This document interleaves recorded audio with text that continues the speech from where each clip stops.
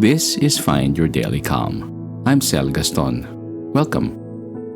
Today, you will hear my son Enzo read a portion of his favorite book, The Little Prince, or Le Petit Prince, by French poet and writer Antoine de Saint Exupery.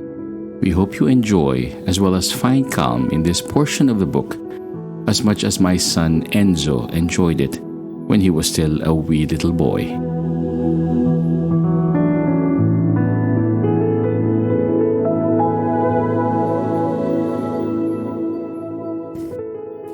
It was then that the fox appeared. "Good morning," said the fox. "Good morning," the little prince responded politely, although when he turned around he saw nothing. "I am right here," said the voice under the apple tree. "Who are you?" asked the little prince, and added, "You are very pretty to look at." "I am a fox," the fox said. "Come and play with me," proposed the little prince. "I am so unhappy." "I cannot play with you," the fox said. "I am not tamed." "Ah, please excuse me," said the little prince. But after some thought, he added, "What does that mean, tame?" "You do not live here," said the fox. "What is it that you are looking for?" "I am looking for men," said the little prince. "What does that mean, tame?" "Men," said the fox. "They have guns and they hunt." "It is very disturbing. They also raise chickens. These are their only interests. Are you looking for chickens?" "No," said the little prince. "I am looking for friends." "What does that mean, tame?" "It is an act too often neglected," said the fox. "It means to establish ties." "To establish ties?" "Just that," said the fox. "To me, you are still nothing more than a little boy who is just like 100,000 other little boys, and have no need of you, and you, on your part, have no need of me. To you, I am nothing more than a fox like 100,000 other foxes. But if you tame me, then we shall need each other. To me, you will be unique in all the world. To you, I shall be unique in all the world." "I am beginning to understand," said the little prince. "There is a flower. I think that she has tamed me." "It is possible," said the fox. "On the earth, one sees all sorts of things." "Oh, but this is not on the earth," said the little prince. The fox seemed perplexed and very curious. "On another planet?" "Yes." "Are there hunters on that planet?" "No." "Ah, that is interesting. Are there chickens?" "No." "Nothing is perfect," sighed the fox. But he came back to his idea. "My life is very monotonous," he said. "I hunt chickens, men hunt me. All the chickens are just alike, and all men are just alike. And in consequence, I am a little bored. But if you tame me, it will be as if the sun came to shine on my life. I shall know the sound of a step that will be different from all the others. Other steps send me hurrying back beneath the ground. Yours will call me, like music, out of my burrow. And then look, you see the grain fields down yonder? I do not eat bread. Wheat is of no use to me. The wheat fields have nothing to say to me, and that is sad. But you have hair that is the color of gold. Think how wonderful that will be when you have tamed me. The grain, which is also golden, will bring me back the thought of you, and I shall love to listen to the wind in the wheat." The fox gazed at the little prince for a long time. "Please tame me," he said. "I want to, very much," the little prince replied. "But I have not much time. I have friends to discover, and a great many things to understand." "One only understands the things that one tames," said the fox. "Men have no more time to understand anything. They buy things already made at the shops, but there is no shop anywhere one can buy friendship. And so, men have no friends anymore. If you want a friend, tame me." "What must I do to tame you?" asked the little prince. "You must be very patient," replied the fox. "First, you will sit down at a little distance from me, like that, in the grass. I shall look at you out in the corner of my eye, and you will say nothing. Words are the source of misunderstandings, but you will sit a little closer to me every day." The next day, the little prince came back. "It would have been better to come back at the same hour," said the fox.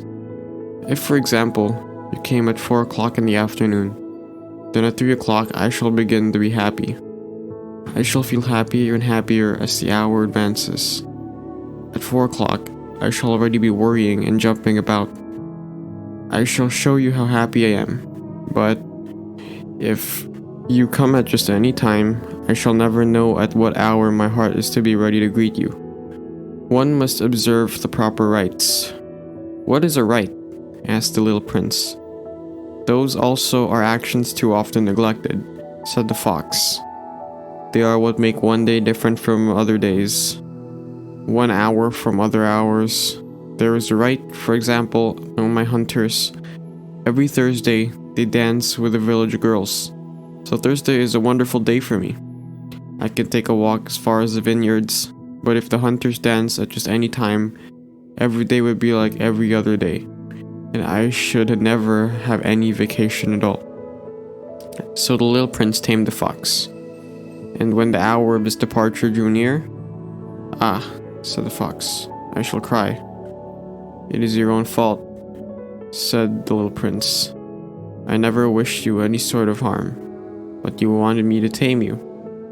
"Yes, that is so," said the fox. "But now you are going to cry," said the little prince. "Yes, that is so," said the fox. "Then it has done you no good at all." "It has done me good," said the fox, "because of the color of the wheat fields." And then he added, "Go and look again at the roses. You will understand now that yours is unique in all the world. Then come back to say goodbye to me, and I will make you a present of a secret." The little prince went away to look again at the roses. "You are not at all like my rose," he said. "As yet you are nothing. No one has tamed you, and you have tamed no one. You are like my fox when I first met him. He was only a fox like 100,000 other foxes, but I have made him my friend, and now he is unique in all the world." And the roses were very embarrassed. "You are beautiful, but you are empty," he went on. "One could not die for you. To be sure, an ordinary passerby would think that my rose looked just like you, the rose that belongs to me. But in herself alone, she is more important than all the hundreds of you other roses. Because it is she that I have watered, because it is she that I have put under the glass globe, because it is she that I have sheltered behind the screen, because it is for her that I have killed the caterpillars, except the 2 or 3 that we saved to become butterflies, because it is she that I have listened to when she grumbled or boasted, or even sometimes when she said nothing, because she is my rose." And he went back to meet the fox. "Goodbye," he said. "Goodbye," said the fox. "And now here is my secret. A very simple secret. It is only with the heart that one can see rightly. What is essential is invisible to the eye." "What is essential is invisible to the eye," the little prince repeated, so that he would be sure to remember. "It is the time you have wasted for your rose that makes your rose so important." "It is the time that I have wasted for my rose," said the little prince, so that he would be sure to remember. "Men have forgotten this truth," said the fox, "but you must not forget it. You become responsible forever. For what you have tamed, you are responsible for. Your rose.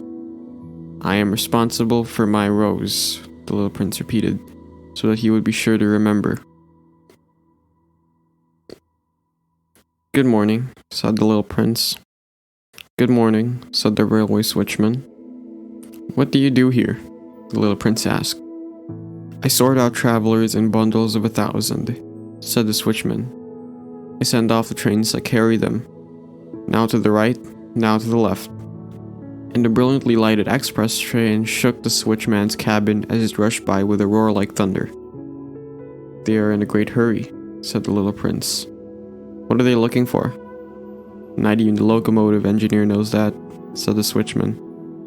And a second brilliantly lighted express thundered by, in the opposite direction. "Are they coming back already?" demanded the little prince. "These are not the same ones," said the switchman. "It is an exchange." "Were they not satisfied where they were?" asked the little prince. "No one is ever satisfied where he is," said the switchman. And they heard the roaring thunder of a third brilliantly lighted express. "Are they pursuing the first travelers?" demanded the little prince. "They are pursuing nothing at all," said the switchman. "They are asleep in there. Or if they are not asleep, they are yawning. Only the children are flattening their noses against the window panes. Only the children know what they are looking for," said the little prince. "They waste their time over a rag doll and it becomes very important to them. And if anyone takes it away from them, they cry. They are lucky," the switchman said. "Good morning," said the little prince. "Good morning," said the merchant. This was the merchant who sold pills that have been invented to quench thirst. You need only swallow one pill a week and you would feel no need of anything to drink. "Why are you selling those?" asked the little prince. "Because they save a tremendous amount of time," said the merchant. "Computations have been made by experts. With these pills, you have 53 minutes in every week. And what do I do with those 53 minutes? Anything you like." "As for me," said the little prince to himself, "if I had 53 minutes to spend as I liked, I should walk at my leisure towards a spring of fresh water."